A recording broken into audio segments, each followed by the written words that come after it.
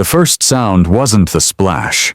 It was the way the morning went dead quiet right before it happened, like the neighborhood itself held its breath because it knew something unforgivable was about to cross a line that could never be uncrossed. 1 second I was watching the lake sit flat and harmless behind our backyard, mist lifting off the surface like it always did at dawn. And the next second a fake HOA cop with a clipboard fetish and a plastic badge was standing on my property, holding my newborn like he was an object that offended him. There was no confusion in his face, no hesitation, no panic, just that cold, power-drunk calm you only see in men who believe rules make them untouchable. He didn't argue, he didn't warn, he didn't threaten. He announced a violation and acted on it. He threw my baby into the lake. He shouted something about codes and compliance as he did it, like the words themselves were supposed to absolve him, like saying, HOA regulation out loud could turn attempted murder into paperwork. The stroller tipped, the water swallowed it, and in that instant the world split cleanly in two, into everything that existed before that moment, and everything that came after. Bryce Mills, the neighborhood's self-appointed enforcer, the HOA cult's favorite wannabe cop, had just crossed from harassment into pure home invasion violence. And he did it on my land, in front of my house, under the rising sun like he wanted witnesses. That wasn't a mistake. That was a message. Before we move forward, drop a comment from where are you watching right now, because what I'm about to tell you isn't a story about rules or neighborhoods or misunderstandings. It's about what happens when fake authority meets real consequences, and that lesson doesn't stay contained to one lake. The quiet suburb he chose wasn't accidental. HOA parasites always pick places like this because they know people here value calm over confrontation. Manicured lawns, identical mailboxes, surveillance-friendly sightlines. A culture trained to comply before it questions. The HOA didn't just manage property here, it managed fear. And Bryce fed on that fear like it was oxygen. Clipboard in hand, fake uniform pressed, radio clipped to his chest like a prop. He stalked the streets pretending to be order itself. He had cited people for grass length, for chalk drawings, for leaving trash cans out 5 minutes too long, and every time he did it he watched their faces to see how much control he still had. That morning he decided to see how far it went. I didn't scream when it happened. I didn't freeze. My body moved before my mind could catch up, because some instincts don't fade just because you try to live a quieter life. The moment that stroller hit the water, every civilian habit burned away, and what was left was pure function. Distance, time, depth, survival. But even as my legs carried me forward, there was a cold clarity settling in that had nothing to do with panic. This wasn't chaos.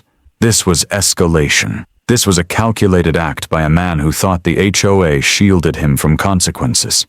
The lake looked calm, almost mocking, its surface barely rippling as the stroller disappeared beneath it. That stillness was obscene. Water that peaceful had no right to be swallowing a child. I remember thinking that in the split second before I dove, not as a thought, but as a fact, like the universe itself had violated a rule more fundamental than any HOA bylaw. The shoreline blurred. The sound of my own breathing vanished. There was only the water and the knowledge that if I hesitated, even for a heartbeat, I would live the rest of my life inside that hesitation. I hit the lake hard, the cold knifing through me, but I didn't register it. My lungs didn't register it. Fear didn't register it. Everything narrowed to one task. Find the stroller, find my son, reverse what had just been done. Time stopped behaving normally down there. Seconds stretched into something elastic and cruel. Every movement feeling both instant and impossibly slow. The water was darker than it looked from above, thick with silt and weeds, swallowing light the way it swallowed sound. I kicked down, hands sweeping through nothing, then through resistance, then through something solid that wasn't supposed to be there. My fingers closed on metal. Not imagination, not hope, reality. The frame. It was caught, snagged on something below. And that resistance was the most terrifying thing I've ever felt, because resistance means delay, and delay means loss. I planted my feet into the mud and pulled with everything I had, not thinking about strength or technique, just about refusing to let the lake decide how this ended. When it broke free, it felt like ripping a body out of a grave. I surged upward, shielding him with my own body without even realizing I was doing it, because some movements live deeper than thought. The surface exploded around us. Air hit my lungs like fire. I didn't look at him right away, not because I didn't want to, but because part of me wasn't ready to see what the lake might have taken. When I finally did, when I dragged us onto the shore and laid him down, the world tilted. He was still, too still. His skin had that wrong color, that absence of urgency that every parent knows is the line between fear and something far worse. For one long, unbearable moment, nothing happened. No sound, no movement, no correction. That was the moment Bryce Mills created. That was the consequence of a clipboard parasite mistaking intimidation for power. Then his chest hitched. A cough tore out of him, weak and angry and alive. The sound cracked something open inside me that I didn't know was still sealed. Air rushed back into him. Color followed. A scream rose, sharp and furious, and I collapsed over him, not caring about the water soaking my clothes or the dirt grinding into my knees, because life had just forced its way back where it had no business surviving. I held him so tight, it felt like I could anchor him to the world, by force alone. Why? That should have been the end of it. Rescue, relief, collapse. That's how these moments are supposed to resolve, but even as his breathing steadied against my chest, something else was locking into place behind my eyes. Calm, focus, a narrowing of options. Because while I was in the water pulling my child back from death, Bryce Mills was running, and men like him don't run because they regret what they've done. They run because they believe they can reset the board and try again. I stood up slowly, wrapping my son in my jacket, my hand steady in a way that surprised even me. There was no shaking, no blur, no emotional spillover. That came later, or maybe it never came at all. What replaced it was colder, sharper, and far more dangerous. I scanned the tree line, the paths, the access points around the lake, not as a panicked father but as a man assessing a hostile environment. Bryce had chosen his ground. He had acted in daylight. He had announced himself. Those weren't the actions of someone who thought he'd gone too far. Those were the actions of someone who thought he was protected. That's when it hit me, standing there dripping lake water onto HOA-regulated grass, that this wasn't just about a baby or a lake or a single deranged wannabe cop. This was about what happens when a power-drunk HOA cult feeds a parasite long enough that he starts believing he's the law itself. This was about how intimidation escalates when it's never checked. And this was about the fact that Bryce Mills didn't just violate my family. He declared something. I pressed my forehead against my son's and closed my eyes for 1 second. Exactly one, because anything longer would have been indulgence.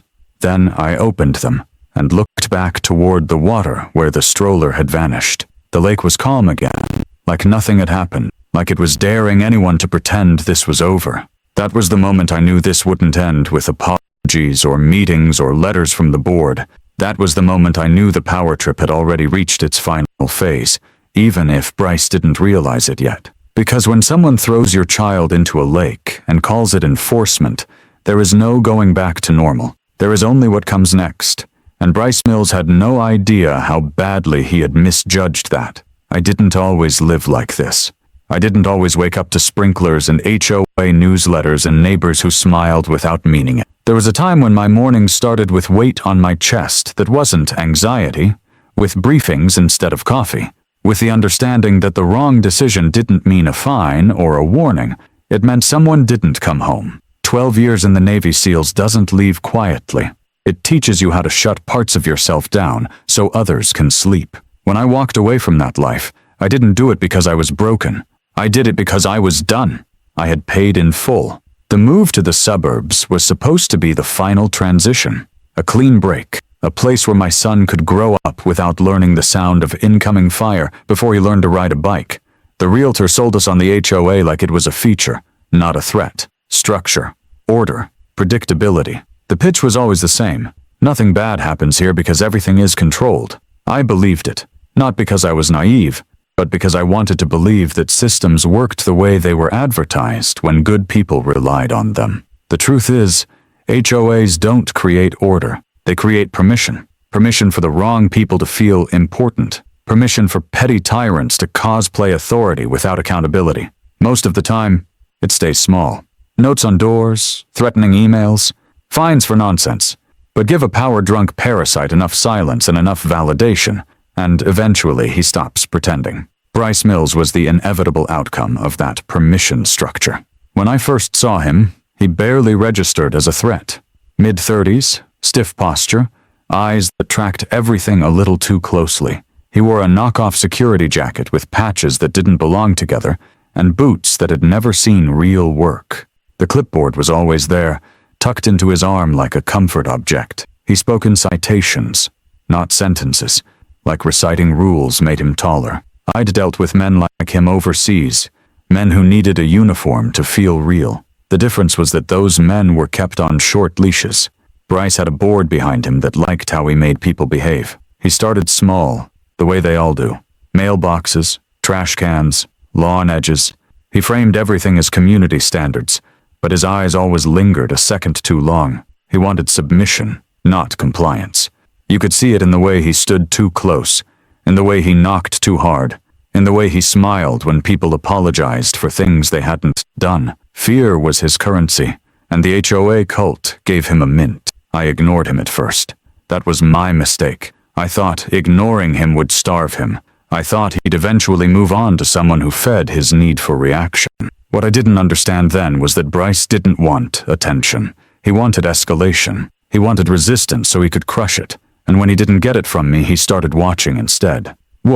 I'd notice his truck parked too often near the trail behind our house.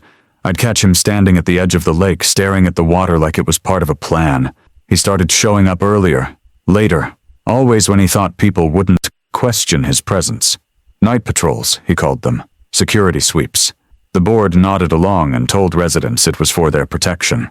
No one asked who was protecting them from him. Emily mentioned him once, casually at first, then not so casually.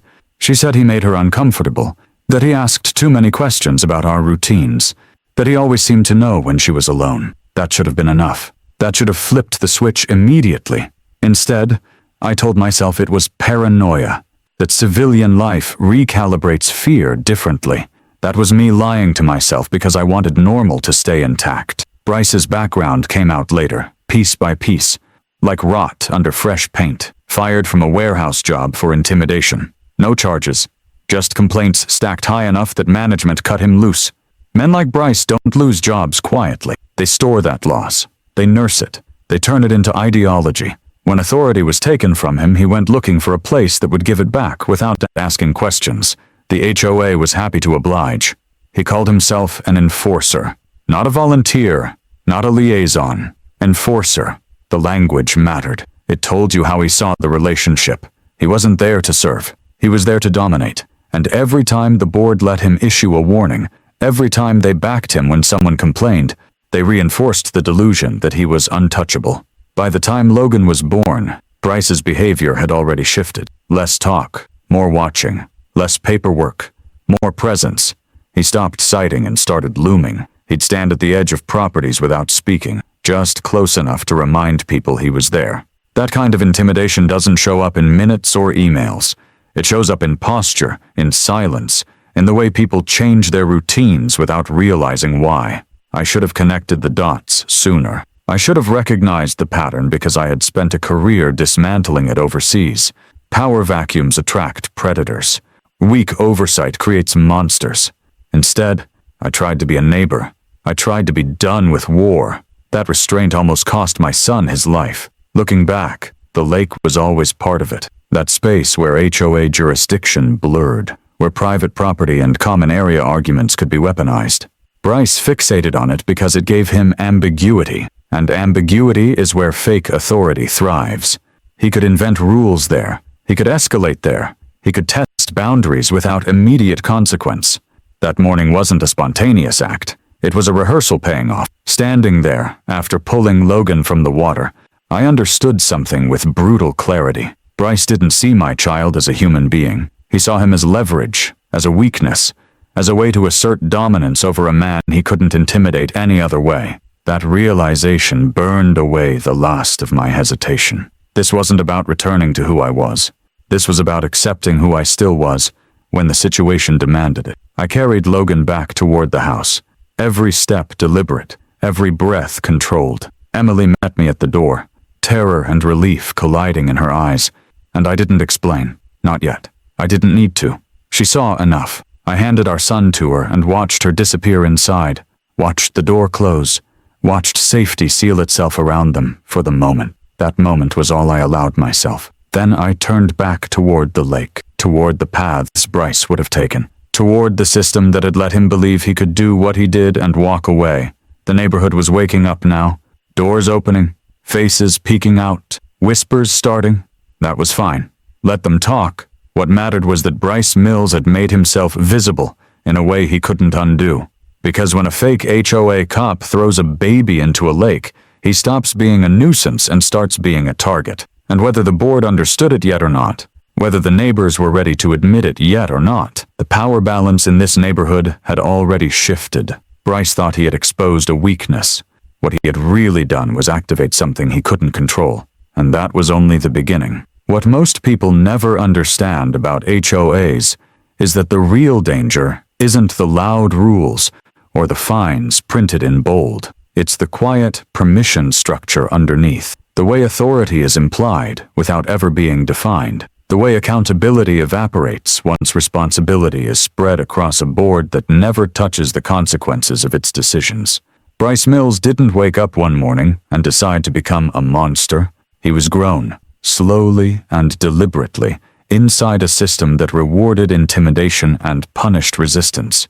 The HOA didn't just fail to stop him, it trained him. The board liked Bryce because he made problems disappear without them having to get their hands dirty. Complaints dropped, compliance went up, emails stopped coming. From their perspective, that was efficiency. From the street level, it was fear doing exactly what fear always does when it's cultivated properly. People trimmed hedges they didn't care about. They moved trash cans they had every right to leave where they were. They stopped asking questions. And every time someone complied without pushing back, Bryce's authority grew heavier, more solid, more real to him. There were rules on paper, of course. Bylaws, procedures, complaint processes. But those documents were shields, not safeguards. When residents raised concerns, the board responded with boilerplate language about investigations and standards. When someone mentioned Bryce's behavior crossed a line, the board reframed it as misunderstanding. When someone felt unsafe, they were told security measures were being reviewed. Nothing ever changed. That silence wasn't neutrality, it was endorsement by neglect. Bryce exploited that gap with precision. He learned exactly how far he could go before triggering formal action, and then he lived just inside that line. He stopped issuing written warnings and started issuing verbal ones. He stopped leaving paper trails and started having conversations off camera, off record, on doorsteps, and in shadows. He understood that what can't be documented can't be punished. That's not instinct, that's adaptation. Neighbors started noticing patterns they couldn't articulate. Bryce always seemed to know when someone was alone. He always appeared when routines shifted. A new baby, a new work schedule, a house sitter. He watched first, then acted. That's surveillance creep behavior, and it doesn't belong in any neighborhood, HOA or otherwise. But when people tried to explain it, the board dismissed it as coincidence. Patterns only matter when someone is willing to see them. One woman reported finding footprints outside her bedroom window after Bryce conducted a late-night perimeter check. The board told her it was standard procedure. Another neighbor found chalk markings near his fence line that Bryce later cited as evidence of unauthorized modifications. The board said it was proactive enforcement. Each incident alone sounded small. Together, they painted a picture no one wanted to confront, because confronting it meant admitting the HOA had created a predator. Bryce's uniform was never official. His badge was never real. His radio wasn't connected to anything that mattered. But perception does more work than reality in places like this. People assumed legitimacy because the board never corrected it. They assumed oversight because the HOA never denied it. That ambiguity was Bryce's greatest weapon. He didn't need legal authority. He needed people to think he might have it. By the time Logan was thrown into the lake, Bryce had already normalized intimidation as enforcement. He had already taught the neighborhood that rules could be invented, that boundaries were flexible if you wore the right costume. That challenging him meant becoming a target. The The board had watched this happen in slow motion and done nothing because nothing had happened to them until that morning. After the lake, the silence broke. It didn't explode, it cracked. Neighbors started talking in low voices, comparing notes, realizing their experiences weren't isolated. The fear that had kept them quiet became the proof that something was wrong. They didn't go to the board first. That alone told you everything about how much trust remained. They came to me because I was the variable Bryce couldn't control. I listened. I didn't interrupt. I didn't promise anything. I let the picture assemble itself. Fake citations, unauthorized inspections, flashlights through windows at night, Bryce showing up unannounced, uninvited, unchallenged.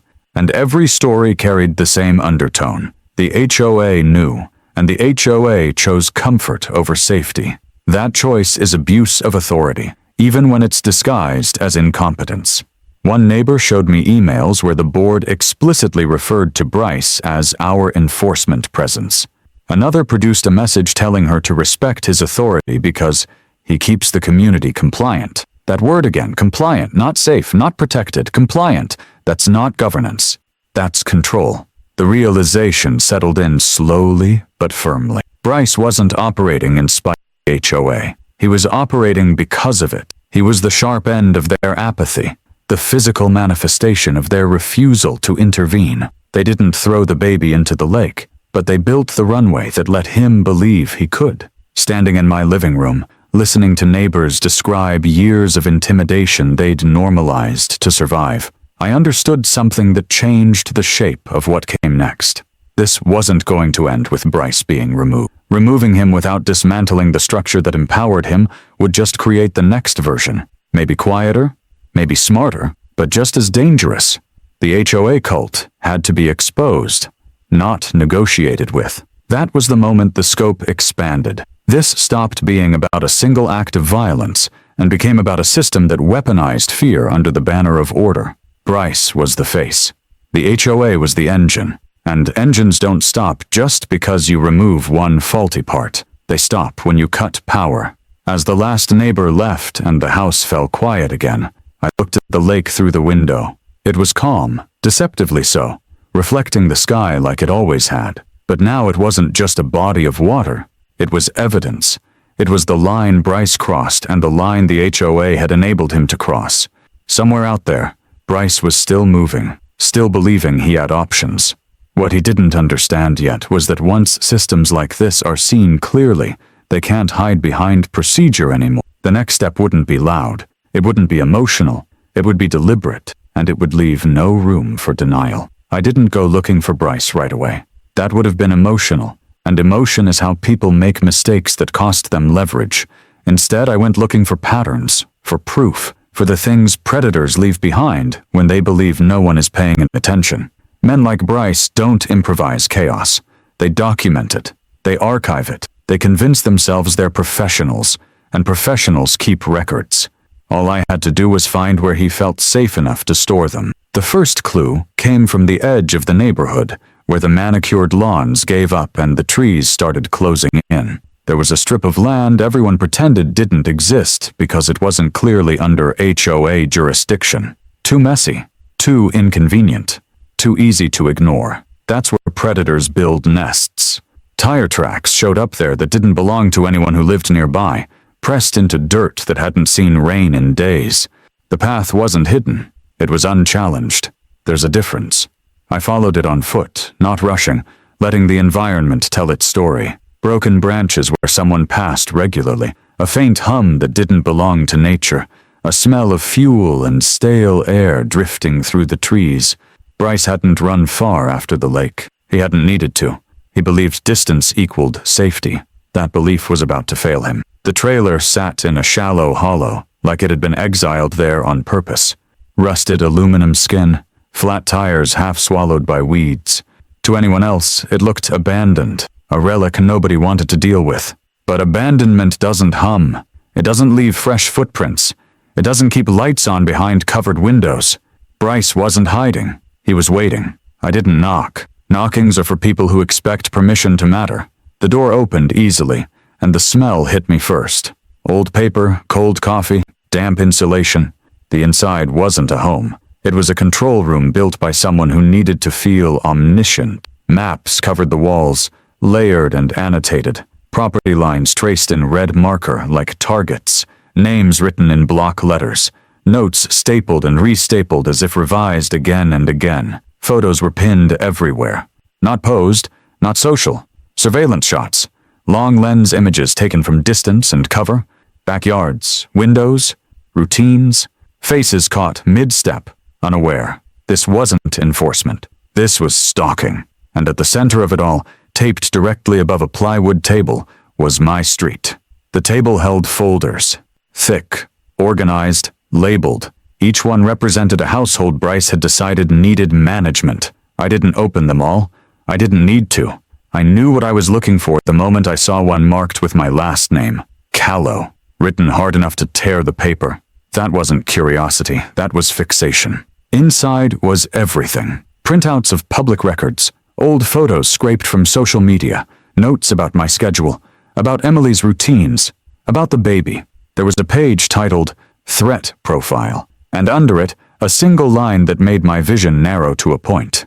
Weak point, child. That wasn't madness. That was strategy. The next page held a photo of Logan, taken from across the yard, no more than a week old. Grainy, crooked, undeniable. Under it, scrawled in red ink like a verdict, was a word that told me exactly how Bryce justified what he did. Mutant. That word explained the lake better than any confession ever could. Bryce didn't see rules. He saw purity. He saw control. And he saw my son as something to be corrected. I closed the folder slowly. The anger I expected didn't come. What settled in instead was colder, heavier, more precise. Rage burns out. This didn't burn. It crystallized. Bryce hadn't snapped. He had planned. He had watched. He had chosen. And that meant everything that happened next belonged to him. There were more notes. Diagrams of my backyard. Measurements. Lines of sight. Times when the house was quiet. Times when it wasn't. This wasn't about the HOA anymore. This was about a man who believed his fake authority gave him the right to decide who deserved to exist without scrutiny. The HOA hadn't just enabled him, it had validated his delusion long enough for it to mature. I stepped back and looked at the trailer as a whole. The red string, the obsessive labeling, the careful documentation of fear. Bryce had left it all here like a monument. He wanted it found. He wanted confrontation. Men like him always do. They confuse exposure with power, believing that once you see how deep they've gone, you'll retreat. I stepped outside and closed the door behind me, sealing the evidence where it sat. I didn't take anything. I didn't need to. The proof wasn't for a court. It was for clarity. I knew exactly who Bryce was now, and more importantly, I knew exactly who he thought he was. That made him predictable. As I walked back toward the neighborhood, the pieces aligned cleanly. The lake, the timing, the declaration, the run, the waiting. Bryce had orchestrated the entire sequence to force a confrontation on his terms. What he hadn't accounted for was that confrontation doesn't belong to the person who initiates it. It belongs to the person who controls it. By the time I reached the edge of the trees, the sun was higher, the neighborhood fully awake. People were moving around like everything was normal, like nothing fundamental had been broken. That illusion was temporary. Systems like this don't survive daylight once they're understood. Bryce thought he had identified a weakness. What he had actually done was reveal his own. He had documented his obsession so thoroughly that there was no room left for him to pretend he was anything other than what he was. And now that I knew where he hid, how he thought, and what he believed justified his actions, there was only one step left. The confrontation wasn't coming out of anger. It was coming out of inevitability. I didn't rush home after leaving the trailer. Rushing is noise, and noise attracts mistakes. I moved with the same deliberate calm I'd used in places far less forgiving than a suburban tree line, letting my breathing settle, letting my thoughts line up cleanly instead of colliding. This wasn't about anger anymore. Anger had done its job and stepped aside. What replaced it was control. Bryce had declared a confrontation when he threw my child into the lake. All that remained was deciding where and how it would end. When I stepped back into the house, the quiet felt heavier than before. Emily sat on the couch with Logan asleep against her chest, his tiny breaths steady now, innocent of the fact that his existence had just detonated a chain reaction no one could stop. I didn't explain the trailer. I didn't explain the files. I kissed Logan's forehead, felt warmth instead of cold, and let that be the last softness I allowed myself for a while. Then I went to my study and closed the door. The floor safe opened with a sound so familiar it might as well have been muscle memory speaking. Steel, weight, certainty. The Glock rested where I'd left it years ago, cleaned, oiled, waiting without judgment. Some tools don't resent being ignored. They just wait for the moment they're needed again. I checked it calmly, methodically, not because I felt threatened, but because preparation is respect for reality. Bryce had already proven he was willing to escalate to lethal force under the banner of fake authority. That meant I would not give him a second chance to surprise me. I dressed for silence, not intimidation. No uniform, no spectacle, just movement and access. When I stepped back outside, the neighborhood was buzzing now, the aftermath of the morning rippling through conversations and half-formed theories. Doors opened and closed as I passed. Eyes followed. No one stopped me. No one asked questions. They didn't need answers yet. They needed the pressure released, and pressure doesn't release with explanations. It releases with outcomes. The lake was where Bryce had staged his declaration, so it made sense that it was where he would return. Men like him anchor themselves to symbols. That stretch of water represented power to him, the place where he believed he had proven dominance. Fog had rolled back in as the day cooled, hanging low over the surface, muting sound and blurring distance. The conditions favored patience. They always do. I saw him before he saw me. Bryce stood near the shoreline, posture stiff, scanning the path like he expected applause instead of consequences. The shotgun in his hands wasn't a surprise. It was confirmation. He hadn't brought it for defense. He'd brought it to reinforce the fantasy that he was still in control. That illusion didn't last long. When he turned and saw me, something flickered across his face that wasn't fear yet, but it wasn't confidence either. Recognition. He knew this moment had been coming, even if he'd imagined it differently. He started talking immediately, words spilling out in that familiar cadence of justification and grievance, accusing me of disorder, of non-compliance, of threatening the community. He needed me to argue. He needed validation that his authority still mattered. I gave him nothing. Silence does terrible things to men who feed on reaction. It forces them to hear themselves. Bryce shifted his grip on the shotgun, frustration bleeding through the script he'd rehearsed. He raised the weapon not because he meant to shoot me, but because he meant to restore balance in his head. That was his mistake. The first shot went wide, tearing through brush behind me. I was already moving when the sound reached my ears, the recoil still pushing him back as my own weapon came up. The next few seconds were clean, efficient, final. I didn't shout. I didn't threaten. I acted. Precision replaced chaos, and Bryce collapsed into the mud he'd spent months stalking through like it was his kingdom. When I closed the distance, he was breathing hard, shock fighting pain, eyes wide with the realization that the script had flipped, and no one was coming to save him. The shotgun lay useless in the reeds. I dragged him to the water's edge, not roughly, not gently, just enough to make the symbolism unavoidable. This was where he had chosen to define himself. This was where that definition would end. He begged then, not eloquently, not convincingly. The same man who had declared a baby a violation couldn't find language when authority evaporated. I told him exactly one thing, quietly, so there would be no misunderstanding. That throwing my child into the lake had ended any illusion of protection he believed the HOA had given him, that his power trip was over. Not because I said so, but because reality had finally arrived. I didn't push him into the water. I didn't need to. Watching the fear drain his face as he realized he would live with what he'd done was enough. I stepped back and made the call. Clear, clinical, coordinates, status, nothing extra. Law enforcement would do the rest. And this time there would be no board email to soften the impact. When the sirens cut through the fog, they didn't sound like rescue. They sounded like consequence. Deputies moved in fast, controlled, professional. I disarmed without resistance, placed the Glock on the ground, raised my hands. There was no confusion about who was in control anymore. Bryce tried to speak, to reassert himself, to remind everyone who he thought he was.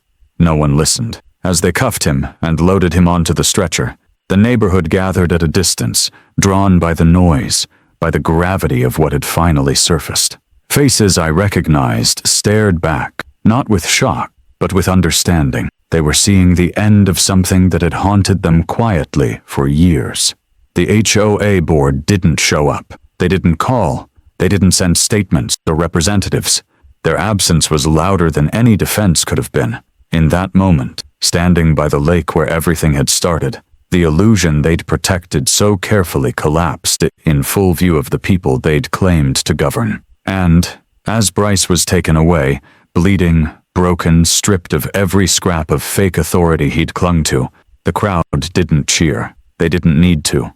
The silence said everything. The aftermath didn't arrive with relief. It arrived with paperwork, interviews, and the slow, grinding sound of systems finally being forced to acknowledge what they had allowed. Bryce Mills was no longer a name people whispered. He was a case number, a file, a problem no amount of HOA spin could minimize.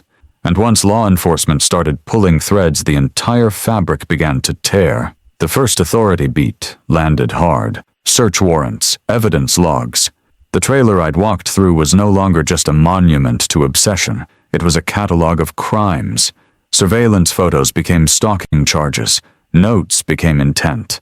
The lake incident reframed everything retroactively, stripping away every excuse the HOA had leaned on for years. What they'd called enforcement was documented as harassment. What they'd dismissed as coincidence was recognized as pattern. What they'd enabled was finally labeled abuse of authority. Detectives asked questions they already knew the answers to. Why had Bryce been allowed to patrol without oversight? Who approved his role? What credentials were verified? Every answer pointed back to the board, to emails that tried to sound neutral, to phrases like community safety and compliance standards that collapsed under scrutiny. You can hide behind process until process becomes evidence. Then it eats you alive. Neighbors who had once avoided eye contact lined up to give statements, not out of anger, out of relief. Fear loosens tongues when it's finally named. They described late-night knocks, flashlights through windows, threats delivered just quietly enough to deny. Each testimony added weight, not just against Bryce, but against the HOA cult that had treated him like an asset instead of a liability. Silence, it turned out, had been the board's most damning action. The escalation didn't slow. It sharpened. Investigators uncovered that complaints had been logged and buried, that warnings about Bryce's behavior had been reframed internally as resistance issues. That liability had been acknowledged in private and ignored in public. This wasn't negligence anymore. It was willful blindness dressed up as governance. I didn't attend every meeting. I didn't need to. My role wasn't to perform outrage. It was to be unavoidable. When I did show up, I didn't speak much. I didn't posture. I sat and listened while professionals dismantled the narrative the board had relied on. Expertise has a way of humbling people who thought titles made them important. The HOA's legal shield cracked next. Insurance providers stepped back. Attorneys stopped returning calls with confidence. The word exposure started appearing in conversations that used to revolve around authority. Power doesn't disappear overnight. It leaks out when everyone realizes the cost of holding on to it has exceeded the benefit. Bryce's charges stacked quickly. Attempted murder, kidnapping, impersonation, unlawful surveillance. The list wasn't dramatic. It was comprehensive. There were no loopholes big enough to hide in, no procedural fog thick enough to obscure intent. The fantasy he'd built collapsed under the weight of facts. The board tried to regroup. Emergency meetings, carefully worded notices, promises of reform. It was too late. Reform is what you offer before people get hurt. After that, it's just damage control. Residents stopped reading the emails. They started asking different questions. Who allowed this? Who knew?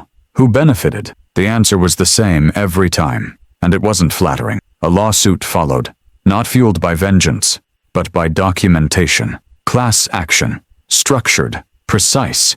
The kind that doesn't scream, doesn't threaten, just proceeds. Investigators combed through financials and found exactly what you'd expect from a power-drunk board that had never been challenged. Crony contracts, rubber-stamped decisions, No meaningful oversight. The HOA wasn't just morally bankrupt, it was administratively rotten. The collapse wasn't loud. It was procedural. Board members resigned quietly. Meetings were cancelled. Notices stopped coming. Authority drained out of the system until there was nothing left to enforce, and no one left to pretend. What had once felt immovable disintegrated under pressure it had never prepared for. They offered me a seat on the new board once the dust started settling. A symbolic gesture. A way to claim balance had been restored. I declined without hesitation. I wasn't interested in managing ruins. My role had never been to govern. It had been to end something that shouldn't have existed in the first place. By the time Bryce stood in court, shackled and stripped of every prop he'd ever used to feel important, the neighborhood had already moved on from him. Monsters shrink quickly once they're named and contained. He wasn't feared anymore. He was pitied, and that was a far more complete defeat than anger ever could have been. What remained was the quiet, the absence of patrols, the absence of notes on doors, the absence of that constant low-grade tension everyone had mistaken for normal. The HOA cult hadn't just lost power, it had lost relevance, and that was the real retaliation. The neighborhood didn't celebrate when it was over. There were no banners, no speeches, no performative closure. What replaced the noise was something far more telling: silence. The kind that settles in when a threat has been removed so completely that no one feels the need to talk about it anymore. The lake went back to being just water. The paths went back to being just paths. And the fear that had once shaped daily routines evaporated without ceremony. I started walking again in the mornings, not out of habit, but out of confirmation. Confirmation that nothing followed. Confirmation that no one watched from behind trees or pretended to patrol boundaries that didn't belong to them. The absence of Bryce's presence was more profound than his presence ever had been. Power that relies on intimidation collapses into nothing once it's exposed, and nothing fills the vacuum it leaves behind. Logan grew the way babies are supposed to grow. Loud, restless, unaware. He never remembered the lake, and he never needed to. The memory belonged to me, and I carried it without weight because it had been resolved. That mattered. Trauma doesn't fester when it's answered decisively. It only festers when it's denied. The HOA never recovered. Technically, it still existed for a while, stripped down and renamed, but everyone understood it was a shell. No more patrols, no more enforcement letters, no more community standards used as weapons. The people who once hid behind procedures now avoided eye contact, not out of guilt, but because authority looks ridiculous once it's been publicly disarmed. Occasionally, someone new would move in and ask about the lack of signage, the absence of fines, the way no one seemed afraid of rules anymore. The answers were brief, careful, enough to warn without reopening wounds. No one glamorized what happened. No one needed to. The lesson was embedded in the quiet. I returned to the lake often, usually at dawn, when the surface was smooth and the air carried that same stillness from the morning everything changed. It didn't feel ominous anymore. It felt reclaimed. I'd stand there with my hands in my pockets, listening to water move naturally, unregulated, unpoliced. The place where Bryce tried to define power had become the place where his illusion ended. There was no forgiveness ritual, no closure speech. Some things don't need to be softened to be finished. Bryce was gone from the neighborhood, gone from relevance, gone from anyone's fear calculus. The board that empowered him dissolved into anonymity. The system that protected him collapsed into paperwork and irrelevance. That was the victory, not revenge, not applause, just the complete erasure of the threat and the structures that enabled it. When intimidation fails, when fake authority is exposed, when predators lose the shadows they hide in, there's nothing left to fight. The lake stayed calm, the streets stayed quiet, and the HOA went dead silent.